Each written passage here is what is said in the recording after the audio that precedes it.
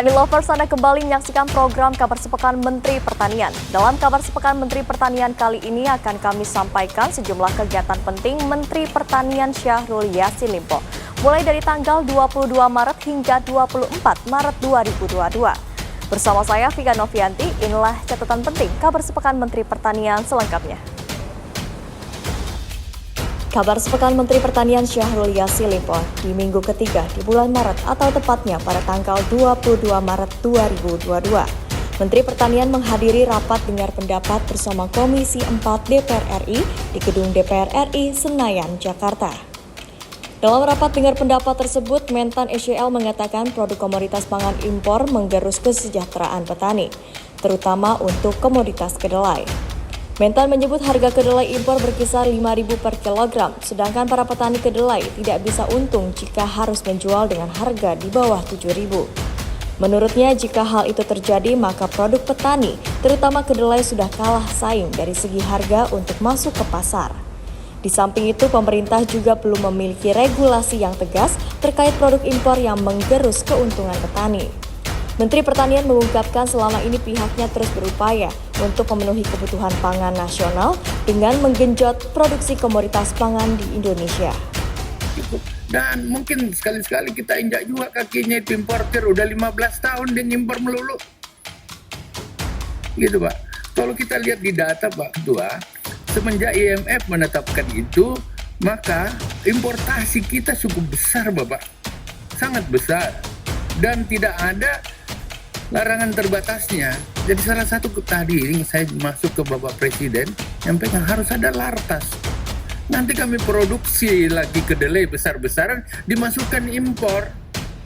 Padahal sulit banget kalau harga kemarin itu kenapa harus impor, dan dia tergantung lebih dari 12 tahun impor beras, impor kedelai karena harga di luar 5.000-an. Sementara petani kita nggak bisa untung kalau dia di bawah 7.000 Bapak. Karena 1 hektarnya hanya bisa mampu kurang lebih 1,5 ton per hektar.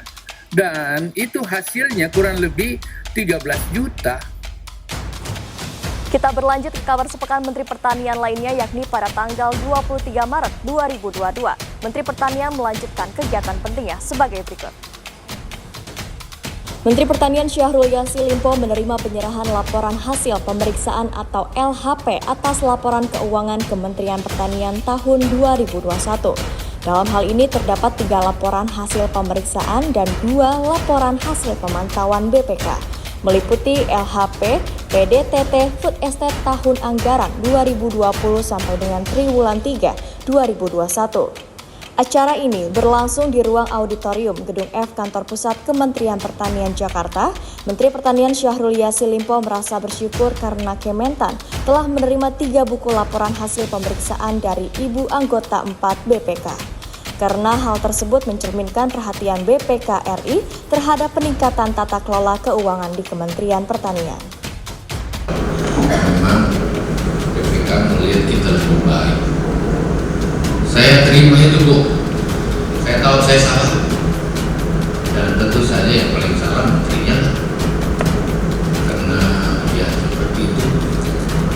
Dan temuan itu menurut saya temuan yang sangat normatif, semua temuan yang bukan barang baru. Oleh karena itu Pak Sekjen, Pak Dirjen, Kepala Badan, sudah bagus itu temuan. Tapi kok masih begitu juga? Karena itu izin semua eselon 2 yang terkait dengan ini, kamu 1 minggu diselesaikan. Pak Dirjen, Kepala Badan, eselon 1 semua mengenergi.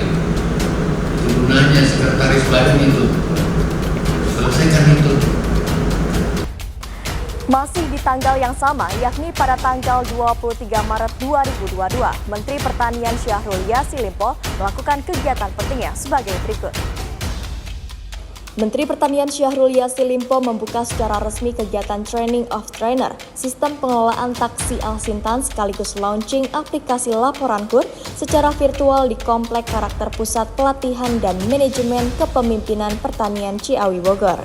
Adapun kegiatan TOT Sistem Pengelolaan Taksi Alsintan diselenggarakan guna membangun kompetensi bagi widya iswara, dosen, guru, dan penyuluh pertanian. Mentan mengatakan untuk memajukan pertanian dibutuhkan kemauan yang kuat dengan tidak mengandalkan anggaran. Syahrul Yassin Limpo berharap para peserta TOT mampu menyusun materi dan bahan ajar tentang sistem pengelolaan taksi Alsintan yang meliputi perencanaan, pengoperasian, pemeliharaan atau perawatan dan pemanfaatan Alsintan. Kegiatan TOT ini tentu saja sudah menggunakan cara-cara modern dengan melakukan metode hybrid, baik secara offline maupun online.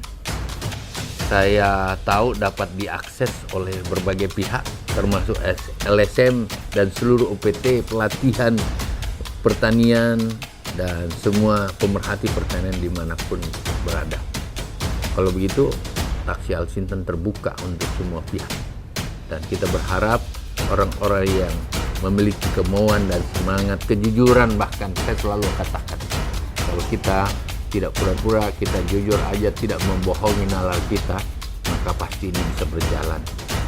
Dengan mengucapkan Bismillahirrahmanirrahim, Training of Trainer atau TOT, Sistem Pengelolaan Taksi Alsintan bagi widya suara, dosen, guru, penyuluh pertanian, bahwa siapapun yang mengikuti webinar ini, mari kita buka secara resmi dengan harapan Allah senantiasa meridai segala upaya kita.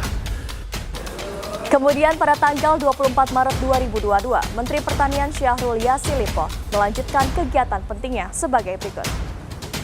Menteri Pertanian Syahrul Yassin Limpo mendampingi Presiden Joko Widodo meninjau lahan food estate dengan menggunakan teknologi pertanian modern di Kabupaten Belu, Nusa Tenggara Timur. Dalam kunjungan ini, Menteri Pertanian bersama Jokowi melakukan penanaman jagung perdana bersama petani guna mempercepat peningkatan perekonomian masyarakat, pelosok perbatasan lintas negara, serta mendukung ketahanan pangan nasional. Sementara itu, Mentan Syahrul Yassin Limpo mengatakan Presiden Jokowi mengapresiasi pengembangan kawasan food estate di Kabupaten Belu dan hal ini menurutnya sudah sesuai perintah Presiden Jokowi. Perluasan areal harus terus diupayakan pada tahun ini. Dengan mengintegrasikan laju pertanian dari hulu hingga hilir, food estate Belu diharapkan mampu meningkatkan ketahanan pangan serta kesejahteraan petani. Demikianlah program Kabar Sepekan Menteri Pertanian edisi kali ini. Saya Vika Novianti, mewakili tim yang bertugas mengucapkan terima kasih atas kebersamaan Anda. Salam TV Tani, televisi pertanian pertama di Indonesia. Sampai jumpa.